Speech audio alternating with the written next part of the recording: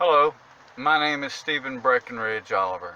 Now I'm making this video today concerning the coup that is currently underway. I'm going to attempt to explain to you as best as I can how I know what I know. And, well, here it goes. Alright, it started out in 1988. It actually started way back in the fall of Saigon. My uncle, he's a relative. His name is John James Breckenridge Jr. I've already made a video explaining about how he never really made it out of the jungle. He was captured by the North Vietnamese communists, and he was programmed, and they took his mind, and in doing so they took his body. So he never really made it out of the jungle. But an NVC in a Marine's body, now that did make it out of the jungle.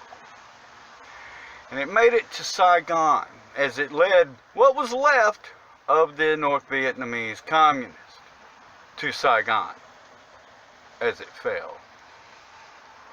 Now, I'm not really sure because I wasn't there, but according to the people that were there, we got Breckenridge pointing fingers at everybody but himself.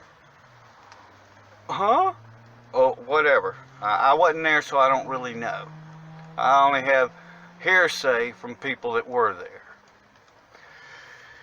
Alright, now what I do know is that Kodak chromium film does not lie.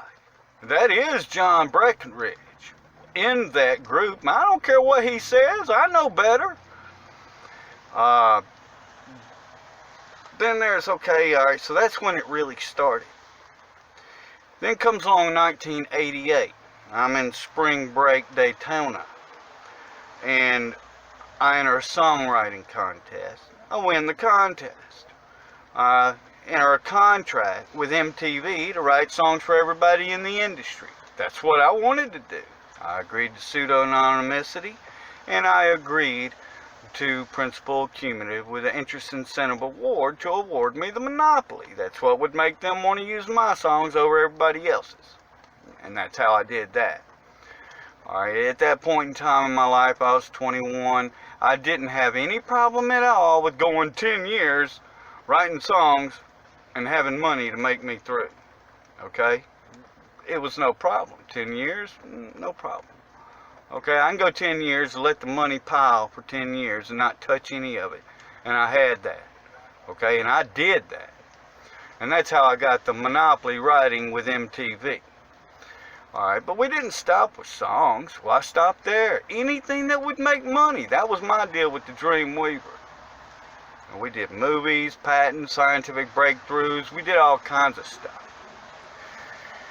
Alright, now one of the things that we did, the United States Navy had a problem with the missiles and switching to the guns, causing a delay.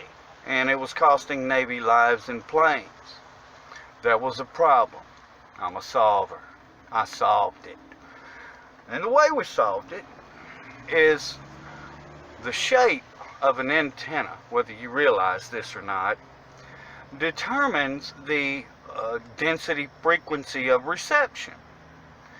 Alright, now with a standard FM radio antenna, it doesn't really matter what shape that is, because the frequency modulation comes from an internal, and what it does is it flows through at a certain rate due to fins which block or add, and it variates the frequency in which you're listening to. So it doesn't matter what shape the antenna is. But when you're dealing with something like a neural, the neurons in the human body, okay, so I came up with a way that you could control the guns with your mind and the missiles with the trigger. And what this did was it allowed for that 3-second delay costing Navy pilot lives and planes, got rid of that problem. Okay, you no longer have a problem, and if you instead of switching to your guns, you just think gunfire, and the gun fires. Okay, so the way that works is you get it a certain shape to the neural, and on one end, and on the other end of the antenna, the shape is conducive with 5G, or whatever they got in that particular plane at that particular time. But to make one that is conducive with 5G, that's the easiest thing to do. Now, this technology has a great potential. You can do things like talk on the phone with a thought, like Mikio Kaku. He's one of them leading physicists. He knows about this. You can confirm everything I'm saying with him in regards to the physics. Okay. All right, so what happens next? All right, that's where it gets kind of messed up. Okay, so we got this COVID virus, and it's one of the weakest flu known. If you know anything about flu strain and virus, then you realize this. All you gotta do is look at it and say, hey man, this is the weakest flu strain ever known. And they got us all believing that it's some kind of tragic pandemic and all that, when the reality is that 80,000 people die every year from the flu. Okay, it's that simple. All right, and they die from, not this, because this is the weakest flu known. All right, then they had the CDC rig everything, and if you have the flu, then that was your cause of death. If you had a gunshot wound in your head and you had the flu, well, you died from COVID. So that's what we're looking at there. Now, how did all this happen, and how does this fit in with John Breckinridge? Okay, well, you take in the fact that when he returned from Vietnam, and he was working as a revenue accountant. All right, now, how a programmed Marine that was programmed by the NVC got to any public service office is beyond me. You're going to have to ask the Marines about that. Apparently, they threw away the manual and said, to hell with the United States Constitution. Alright, so that's what I'm looking at. Alright, and then today, I called the FBI again to report the perjury. Mr. Breckinridge claims that he was never captured. Alright, well, it's not in his mind. Either that, or either he's consciously lying, or the NBC are telling the truth. One of those two things are the only possible scenarios. Either he realizes he's lying, or the NBC is telling the truth.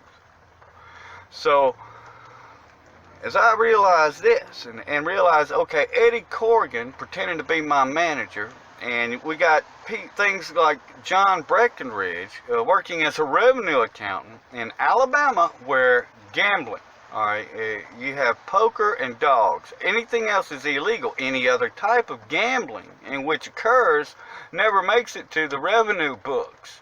In other words, as gambling is now being ran by the state since McGregor died, the state has monies coming in from, they're betting on gambling of fights in Vegas and all this other stuff, anything online, and any type of gambling slot machine. It doesn't matter what it is. If it's anything other than dogs or poker, it never sees the